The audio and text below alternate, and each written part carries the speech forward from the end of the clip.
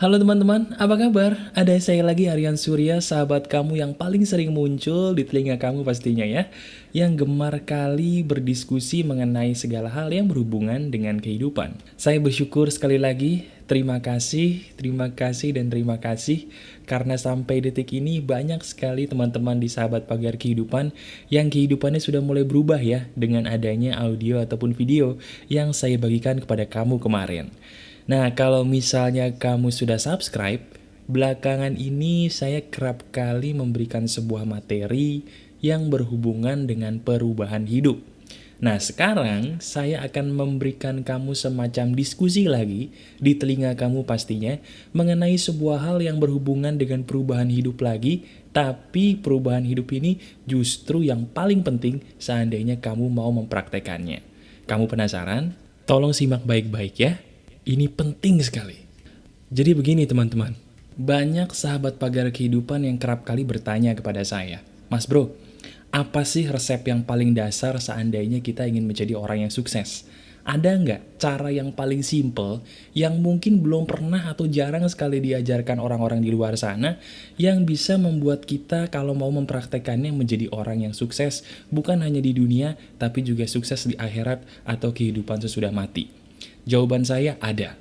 Wah serius, bener serius. Caranya ada dan cenderung gampang kok. Nah, cara inilah yang akan saya bagikan kepada kamu teman-teman. Cara yang kalau kamu mau mempraktekannya dengan izin Tuhan, kamu bisa langsung menjadi pribadi yang sukses dan pastinya memancing rejeki. Ingat, memancing rejeki.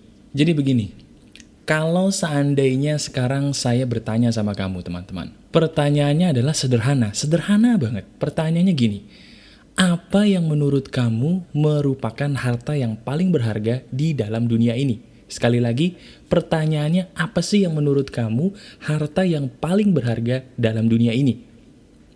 Kalau saya tanya seperti ini, mungkin kebanyakan kamu jawabannya macam-macam ya. Ada juga yang mengatakan, oh harta yang paling berharga itu keluarga mas bro. Betul, seperti kata keluarga Cemara, harta yang paling berharga adalah keluarga. Tapi ada lagi yang lebih berharga daripada keluarga, apa? Oh harta yang paling berharga itu adalah kesehatan mas bro. Betul, tapi ada loh yang lebih berharga daripada kesehatan yang mungkin kamu tahu tapi jarang kamu pahami karena jarang dibahas oleh orang banyak. Harta yang paling berharga selain daripada keluarga dan juga kesehatan adalah ketenangan. Sekali lagi, ketenangan. Kamu nggak percaya? Oke. Kamu sadar nggak bahwa semua uang yang paling banyak kamu keluarkan dalam hidup ini, sebenarnya secara sadar maupun tidak sadar, itu kamu keluarkan untuk mencapai ketenangan loh. Kamu nggak percaya? Coba kita ingat-ingat lagi ya. Bagi kamu yang pernah jalan-jalan ke luar negeri, kamu rela mengeluarkan duit puluhan juta. Tujuannya apa sih? Karena kamu berpikir ketika kamu tamasya, kamu bisa mencapai ketenangan. Betul nggak? Benar kan? Nah, celakanya banyak juga orang yang salah paham akan sesuatu hal yang mereka pikir mereka cari, padahal bukan mereka cari. Contohnya gini, berapa banyak di antara kamu semua yang saat ini masih bekerja keras membanting tulang demi satu hal yang disebut dengan harta? Kamu acungkan tangan. Siapa di antara kamu yang sampai detik ini alasan terkuat kamu bekerja hanya untuk harta? Acungkan tangan kamu. Kalau kamu mengacungkan tangan kamu, kalau kamu berkata dalam hati, iya mas bro itu gua banget, selamat, kamu termasuk ke dalam orang yang paling salah paham di dalam menjalani hidup. Loh salah pahamnya di mana mas bro? Bukannya kita butuh duit? Kan kita hidup butuh duit, gimana sih? Nah jadi begini, kamu pikir yang paling kamu cari dalam hidup ini adalah kebahagiaan. Dan kamu pikir juga bahwa dengan harta banyak kamu bisa mencapai kebahagiaan. Nah, ketika kamu nanti mencapai harta yang banyak, ketika Tuhan mengizinkan kamu punya harta yang banyak, kamu ternyata merasa hampa. Hampanya gimana?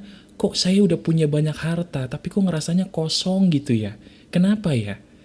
Jawabannya sederhana, karena yang kamu cari sesungguhnya bukan kebahagiaan, tapi yang kamu cari adalah ketenangan. Nah, kabar baiknya, Ketenangan itu tidak selamanya mahal, bahkan ketenangan bisa kamu capai saat ini juga. Nah oke Mas Bro, gue paham. Lantas apa hubungannya ketenangan dengan rahasia kesuksesan? Hubungannya emang di mana? Hubungannya jelas ada. Apa hubungannya? Kesuksesan itu bisa dicapai seandainya kamu tenang. Itu rahasianya. Atau bahasa gampangnya begini. Ketenangan adalah sumber dari kesuksesan sejati. Yang saya maksud adalah kesuksesan dalam segala hal ya. Kesuksesan karir, kesuksesan cinta, dan juga kesuksesan menyelesaikan masalah. Inilah sebabnya kenapa kalau kamu lagi mencari sesuatu gak ketemu-ketemu ya. Tapi begitu kamu udah lepas, kamu udah gak nyari, kok barang yang kemarin kamu cari ketemunya sekarang. Kenapa bisa begitu? Karena ketika kamu tenang, kamu akan mencapai keberhasilan lebih mudah. Itu rahasianya. Ketenangan adalah emas. Jadi prinsip dasar kesuksesan yang selalu saya pegang adalah capai dulu ketenangan jiwa, baru kamu akan mencapai kesuksesan. Nah pertanyaannya Mas Bro, oke, gue setuju dengan lu bahwa ketenangan adalah akar dari kesuksesan. Lantas bagaimana caranya kita bisa mencapai sesuatu hal yang disebut dengan ketenangan?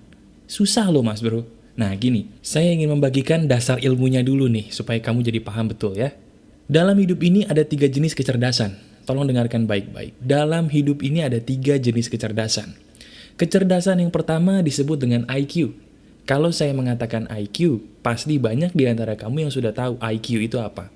Betul, kecerdasan IQ adalah kecerdasan yang biasanya dimiliki oleh orang-orang yang pintar di sekolah.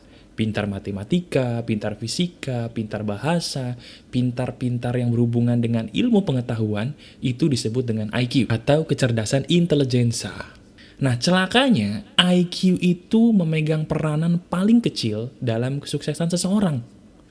Ada kecerdasan yang lebih tinggi daripada IQ, ada kecerdasan yang lebih tinggi dari kecerdasan intelijensa yang disebut dengan kecerdasan emosi. Nah, kecerdasan emosi itu apa, Mas Bro? Kecerdasan emosi itu adalah kemampuan kamu mengendalikan emosi di dalam menjalani hidup sehari-hari. Dan sebuah penelitian membuktikan, teman-teman, bahwa kecerdasan emosi itu jauh lebih memegang peranan penting dalam kesuksesan seseorang dibandingkan IQ, dibandingkan kecerdasan otak. Itu fakta. Nah, celakanya lagi teman-teman, saat ini dunia Indonesia khususnya hanya berhenti sampai kecerdasan emosi atau EQ. Padahal ada satu kecerdasan yang selalu saya pelajari dari dulu dan selalu berhasil membuat saya jauh-jauh lebih cerdas dari hari ke hari kalau kita mau memahami dan mengasah kecerdasan yang satu ini. Kecerdasan apa itu, Mas Bro? Kecerdasan itu adalah kecerdasan spiritual. Betul, kecerdasan spiritual. Dari SD, teman-teman, kita sudah diajarkan bahwa manusia itu makhluk sosial. Betul, manusia itu makhluk sosial, tidak bisa hidup tanpa adanya orang lain. Betul, saya setuju. Manusia adalah makhluk sosial. Di SD juga kita diajarin bahwa manusia itu makhluk biologis. Manusia membutuhkan seks, dan manusia adalah manusia yang berkembang biak. Betul, saya setuju. Tapi di SD, sayangnya kita tidak diajari bahwa manusia, selain makhluk sosial dan makhluk biologis, manusia juga makhluk spiritual. Makhluk spiritual yang mana punya kebutuhan spiritual yang harus selalu dipenuhi kalau orang itu mau bahagia. Itu rahasianya. Karena zaman sekarang kita lebih cenderung ke materialistis, ke materi, kebutuhan spiritual kita ini diabaikan. Itulah kenapa saat ini banyak orang yang udah kaya, udah populer, ujung-ujungnya stres, makin narkoba, bunuh diri. Kenapa? Karena mereka meninggalkan kebutuhan spiritual mereka. Nah, kebutuhan spiritual kita ini, teman-teman, jangan pernah diabaikan. Karena kecerdasan yang paling memegang kesuksesan seseorang adalah kecerdasan spiritual.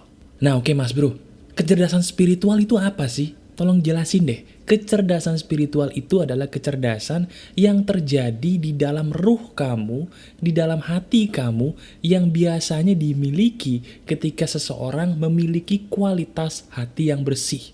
Contoh nyatanya adalah para wali songo zaman dulu yang membawa Islam masuk ke Indonesia.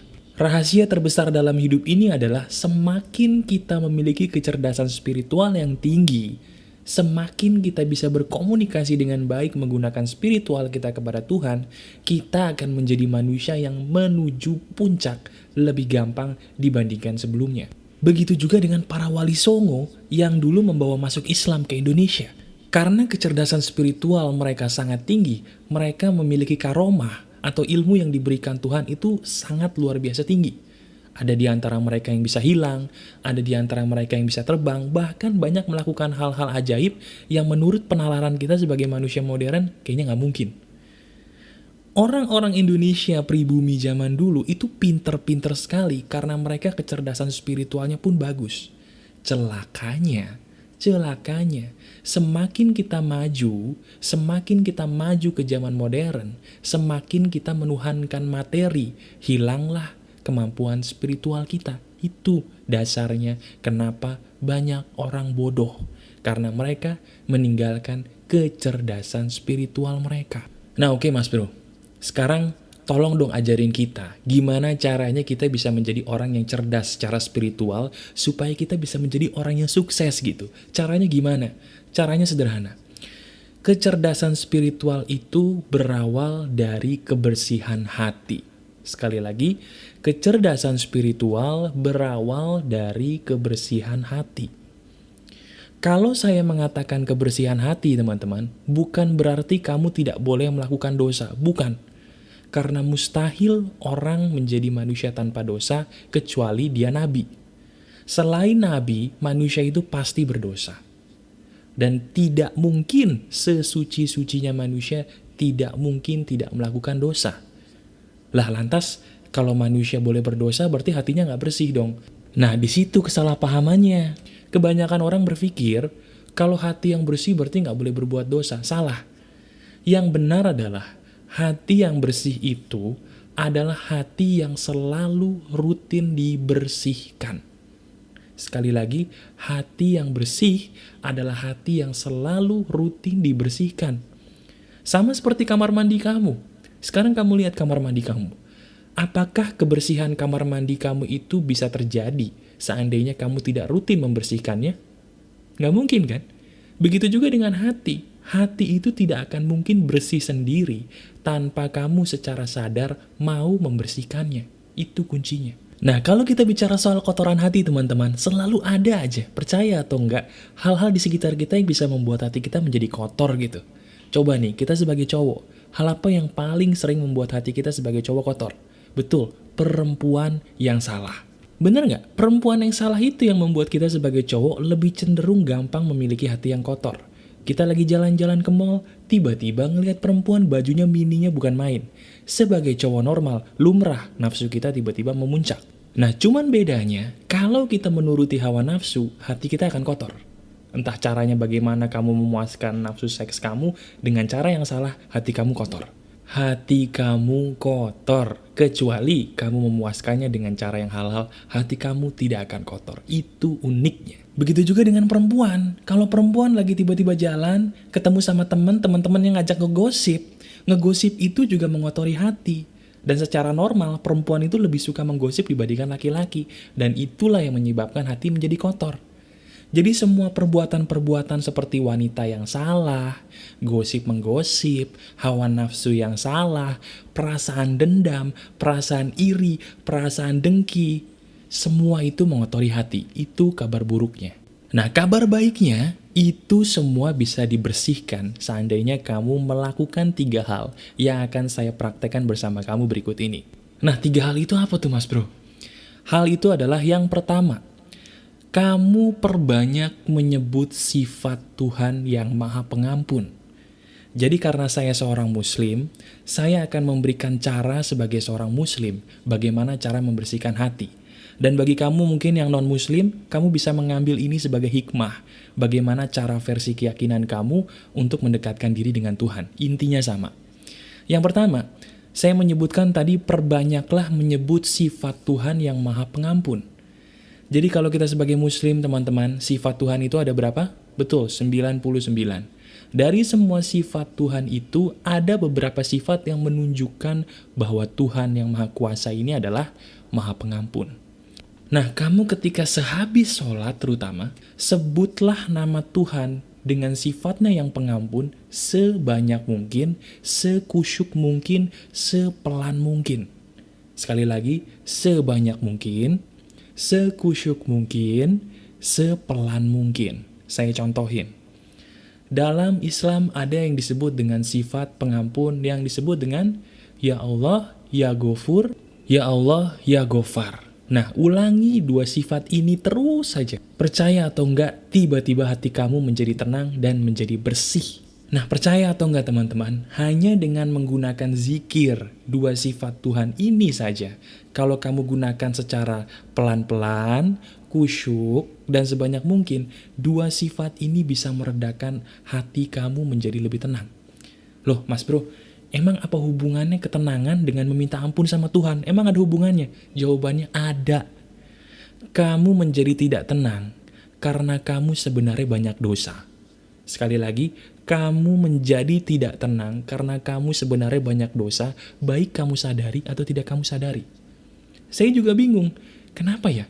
Kalau saya menyebutkan sifat Tuhan yang maha pengampun, Ya Allah, Ya Ghafur, Ya Allah, Ya Ghafar, diulang-ulang begitu. Kenapa kok saya jadi tenang? Oh, ternyata saya mendapatkan hikmah bahwa pengampunan itulah yang membuat kita menjadi tenang. Nah sekarang, kamu praktekkan cara saya tadi. Sebutkan sifat Tuhan Ya Ghafur, Ya Ghafar secara pelan-pelan, kusyuk, dan sebanyak mungkin, kapanpun, dimanapun, baik ketika sholat maupun di luar sholat. Sama saja. Itu cara saya sebagai orang muslim.